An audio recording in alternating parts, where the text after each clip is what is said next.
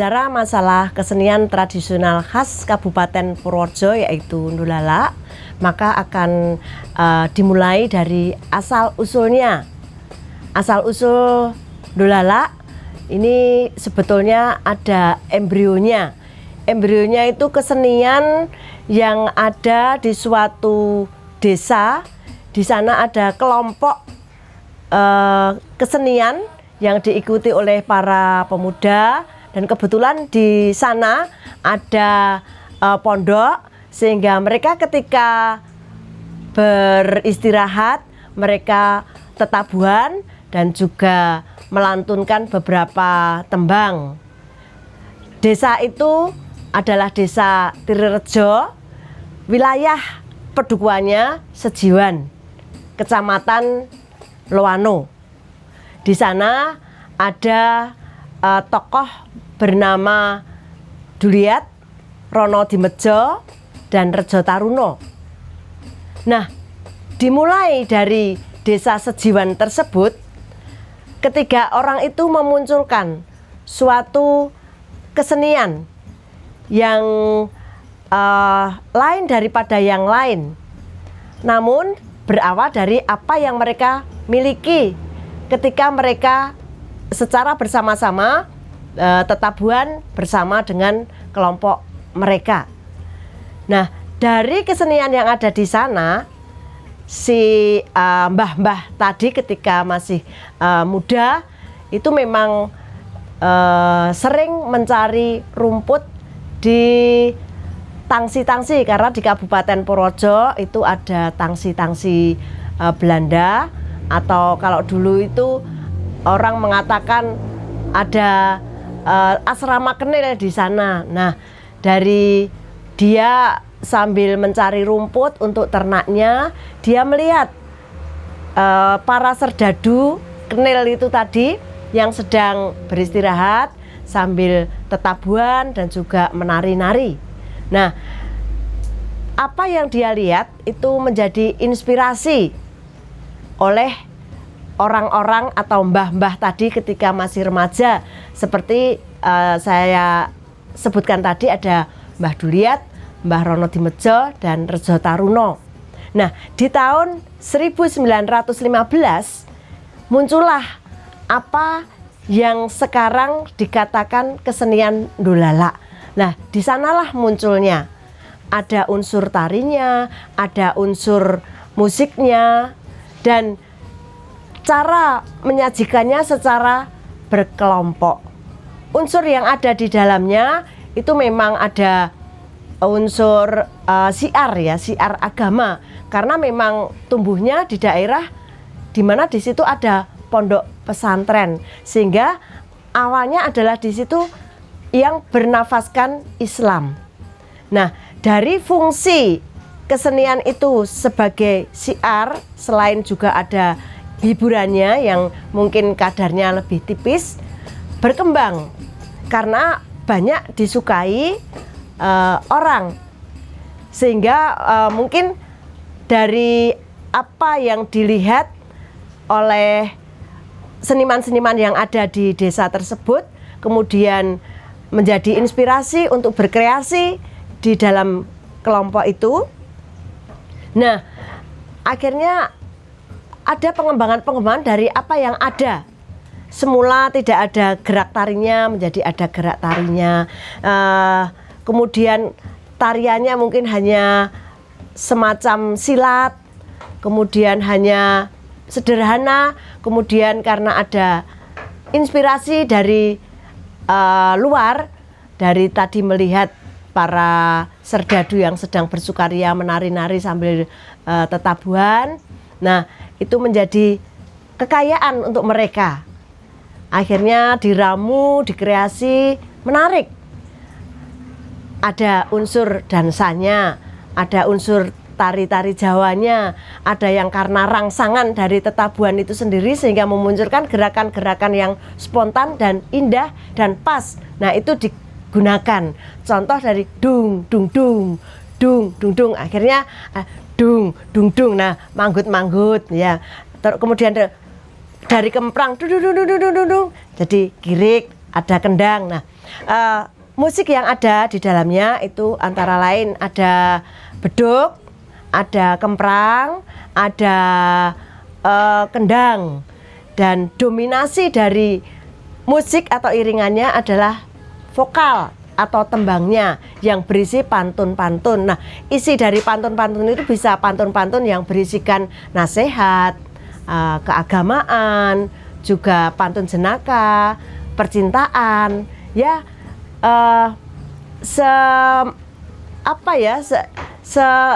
Seperti dikreasikan oleh mereka sendiri bagaimana keadaan pada saat itu. Judul tarian sama dengan judul lagunya atau tembangnya. Misalnya tari ikan cucut, maka lagu atau syairnya juga ikan cucut. Nah, orang pada saat itu ada yang menyebutnya kesenian Bangilun, ada yang menyebutnya kesenian Dolala, ada yang kesenian Angguk, ada yang kesenian Jedur atau Panjedur. Nah, muncul di Desa Sejiwan tahun 1915, bentuknya masih seperti yang akarnya seperti yang kita lihat pada perkembangan saat ini. Itu munculnya di Sejiwan, Trirejo, Kecamatan Loano. Kemudian berkembang, akhirnya ada pergeseran dari pergeseran syiar, kemudian hiburannya sedikit menjadi hiburannya lebih tebal, syiarnya sedikit, lama-lama tebal sekali hiburannya. Kenapa menjadi bertahan sampai dengan sekarang? Karena memang masyarakat Purworejo, baik pelakunya maupun penikmatnya senang dengan Dolala. Nah, ada yang menyebutkan Bangilun. Sementara ketika saya dolan ke Sejiwan, kenapa ada sementara mbah yang tidak mau menyebut kesenian itu jadi Dolala? Karena pada saat dia remaja, kesenian itu namanya Bangilun. Kemudian dia pergi ke Kalimantan. Ketika berpuluh-puluh tahun kemudian pulang menjadi Dolala, dia nggak mau, tetap itu kesenian Bangilun. Nah, yang Dolala, kenapa bisa disebut Dolala? Ya, penyebutannya Dolala-Dolala, seperti yang mereka dengar ketika mereka melihat para serdadu-serdadu kenil yang sedang beristirahat itu menyebutkan lagu-lagu itu dengan notasi Dolala-Dolala. Itu.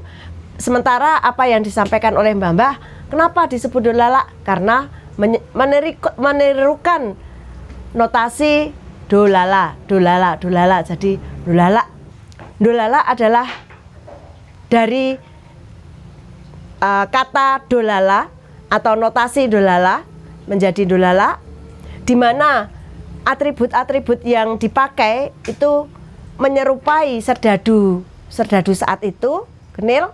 Ada topi, ada kacamata, ada baju, ada celana, bajunya ada rumbainya, ada semacam pangkatnya, kemudian ada pemakaian kaos kaki. Itu yang menjadi ciri khas dari Dolala itu sendiri, dan memakai sampur. Nah, melihat dari apa yang disajikan, penyajian dari kesenian Dolala itu, terlihat memang ada akulturasi budaya Eropa Barat atau Belanda dan Timur, dalam hal ini Jawa. Memang iya, karena pada saat itu memang sudah ada kesenian yang ada di Purworejo, Jawa Tengah, dan kebetulan ada penempatan serdadu-serdadu Belanda atau kenil pada saat itu di Purworejo yang dinamai tangsi-tangsi Belanda. Nah, disitulah ada perbauran kesenian antara apa yang dilihat oleh pribumi, melihat yang ada di tangsi-tangsi itu, kemudian ada suatu perpaduan oleh kreator-kreator seniman pribumi pada saat itu. Jadilah kesenian yang dinamakan kesenian Dolala yang seperti kita lihat sekarang. Akarnya tetap walaupun pengembangannya luar biasa pesatnya. Kesenian yang memang merasa dicintai, dirasa dicintai di Kabupaten Purworejo ini akhirnya berkembang menjadi ikonnya Purworejo. Ada Dolala, oh Purworejo, ada Purworejo, oh ada Dolala. Nah ini memang unik, gerakannya pun ada keunikan tersendiri yang dari babonnya sampai sekarang itu masih dipegang. Seperti hanya kirek ada gerakan di bahu, kemudian ada nguruji yang memang unik ngurujinya, dan beberapa gerakan unik lain yang tidak dimiliki pada gerak-gerak kesenian di lain daerah. Nah inilah kemudian Dolala menjadi kesenian tradisional khas Kabupaten Purworejo, dan semoga para generasi penerus akan selalu merawat dengan kemampuan mengkreasi yang tetap berpegang pada babonnya, sehingga tidak terlalu lepas dari babonnya, dan roh Dolala itu sendiri tetap ada bagaimanapun garapannya, kapanpun oleh siapapun. Dolala tetap ada ruhnya, namun tetap ada nuansa kekinian, sehingga Dolala tetap dicintai, tetap ada, tidak punah, dan tetap tidak ketinggalan, tidak ditinggalkan penontonnya, tetap kekinian. Itu Dolala, aku cinta Dolala, aku cinta Purworejo. Terima kasih, salam budaya.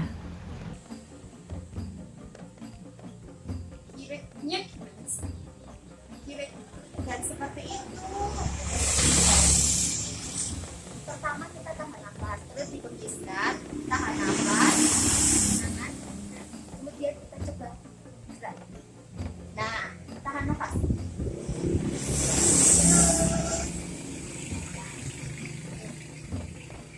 Lentera Jawa,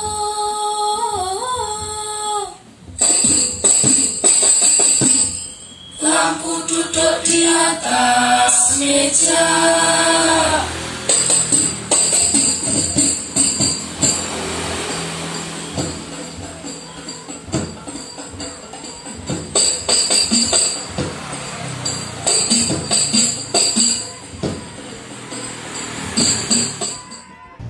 Untuk Dolala dari Purworejo pada awalnya itu ditarikan oleh penari putra dengan pakaian lengan panjang, celana pendek, ada topi, sampur, kaos kaki, kemudian memakai kacamata hitam biasanya. Kemudian perkembangan kemudian ditarikan oleh perempuan dengan kostum yang sama. Jadi baju hitam, celana, pakai topi, kemudian sampur dan kaos kaki, juga kacamata masih sama. Saya bercerita tentang kostum Dolala ya ini. Untuk perkembangan saat ini, untuk kostum Dolala itu masing-masing grup akan berbeda-beda. Jadi tergantung pada motivasi dari masing-masing grup. Ada grup yang penonjolannya pada gerak tari tradisinya, jadi mempertahankan tari tradisinya dengan kostum yang masih sama seperti pada awal mulanya. Kemudian yang kedua ada grup yang penonjolannya adalah pada pakaiannya, jadi pakaian itu dibuat semenarik mungkin. Mungkin ada yang celananya diperpendek atau diperketat, itu ada juga. Jadi masing-masing grup akan berbeda-beda motivasinya. Mungkin ya menurut pengamatan saya itu semakin pendek celananya atau semakin ketat akan menarik penonton itu. Jadi mungkin ada beberapa grup yang motivasinya seperti itu. Kemudian ada juga yang grup atau kelompok yang penonjolannya adalah dari perkembangan atau pengembangan pola saji tarian dolalak tersebut. Karena tarian dolalak tersebut pada awalnya berdurasi panjang. Kemudian pada perkembangan saat ini dikemas menjadi durasi yang pendek, jadi lebih fleksibel. Itu menurut saya untuk kostum seperti itu. Dan kenapa masyarakat banyak yang berpikiran bahwa dolalak itu dengan kostumnya yang seksi itu sangat menarik atau ada yang bilang mengundang sesuatu hal yang negatif tuh. Itu menurut saya yang pertama memang pakaian itu dibuat sedemikian rupa menjadi seksi. Kemudian yang kedua itu dari gerakannya itu dibuat erotis ya itu. Tetapi itu bukan gerakan pakem dari dolalak sendiri. Jadi ada beberapa grup yang memang untuk mengangkat grupnya dengan hal-hal tersebut, dan hal itu tidak bisa dibendung juga, dan saat ini masih banyak grup-grup yang seperti itu. Itu untuk perkembangan kostumnya. Kemudian saya sendiri dari Sanggar Tari Prigel akan menceritakan kelompok kami atau sanggar kami, bahwa sanggar kami juga menguri-uri atau melestarikan, juga mengajarkan tari dolalak itu di sanggar tari kami. Dan kami di Sanggar Prigel memberikan materi tari dolalak itu dengan durasi yang pendek, dan sudah kami kemas menjadi sebuah pilihan sajian tari dolalak. Jadi dari segi geraknya, kemudian dari segi pola lantai, kostum, rias itu sudah kami garap. Kemudian di Sanggar Tari Prigel ada sekitar 200 siswa yang aktif tiap hari Minggunya latihan di Pendopo Kabupaten Purworejo. Karena di tempat kami tidak cukup untuk menampung latihan sejumlah siswa 200 itu. Jadi siswa 200 kami bagi menjadi 6 kelas, dan tiap kelasnya rata-rata sekitar 40 sampai 50 siswa dengan usia yang beragam juga, mulai dari usia 4 tahun sampai dengan usia yang tak terbatas juga, bisa anak-anak yang sudah kuliah ataupun bekerja ataupun sebagai ibu rumah tangga juga kami menerima untuk melayani latihan di Sanggar Tari Prigel. Kemudian untuk garap dolalak kami sudah meluncurkan atau memproduksi beberapa karya tari dolalak dengan kemasan atau sajian yang baru. Ada tari dolalak bedol, kemudian yang kedua ada tari dolalak yao yae, kemudian ada tari dolalak Lentero Jowo 1, Lentero Jowo 2, kemudian ada tari dolalak Reroncen juga. Itu beberapa karya atau produksi tari dolalak yang kami buat sebagai sebuah pilihan sajian saja. Jadi akan beragam sajiannya dari tari dolalak tersebut. Untuk beberapa macam atau garap tarian dolalak yang kami produksi, dari sekian karya itu juga berbeda dari segi kostumnya. Ada yang berwarna hitam maupun berwarna hijau. Sebagai contoh, merah juga ada. Sebagai contoh, dolalak bedol itu memakai kostum berwarna hitam. Kemudian Ndolala Lentero Jawa 1 memakai kostum yang berwarna merah. Kemudian Ndolala Lentero Jawa 2 memakai kostum yang berwarna hijau. Itu. Jadi masing-masing karya memiliki ciri khasnya sendiri-sendiri. Namun tidak lepas atau tidak meninggalkan pakem-pakem yang sudah ada. Itu baik dari kostum maupun dari gerak tarinya. Upaya dari Sanggar Tari Prigel bagaimana Ndolala itu bisa membuat anak muda zaman sekarang itu tertarik atau bahkan mempelajari Ndolala itu. Kami membuat atau memproduksi karya-karya yang memang nuansa atau greget atau rohnya itu memang untuk anak-anak muda. Jadi lebih dinamis, lebih lincah, kemudian lebih variatif dari segi pola lantai atau pola garapnya. Itu akan sangat menarik dan saya rasa kawula muda akan lebih tertarik. Ya, aku Suci. Jadi aku itu tertarik sama Ndolala. Ya karena di Purworejo kan kesenian tarinya itu Ndolala ya. Jadi tertarik aja, apalagi dari kecil emang udah suka nari. Terus dari dukungan orang tua juga, jadinya ya kepingin aja lah gabung kayak di Sanggar Prigel ini, terus juga dapat materi Ndolala. Nah di Ndolala itu ada yang namanya mendem. Nah mendeman itu diri kita itu nggak sadar, jadinya dari ketua grup atau teman itu kayak naruh danyang ke kita, terus kita tanpa tersadarkan langsung kayak kemasukan roh gitu ya. Aku pernah ngalamin juga yang namanya mendem itu, misal kayak nari-nari di Ndolala dari desa ke desa itu pasti ada kejadian kayak gitu ya. Pengalaman bagi aku sih gimana ya, unik lah, maksudnya Ndolala ada kejadian-kejadian kayak gitu, jadinya buat aku ikut Ndolala itu tambah suka aja gitu.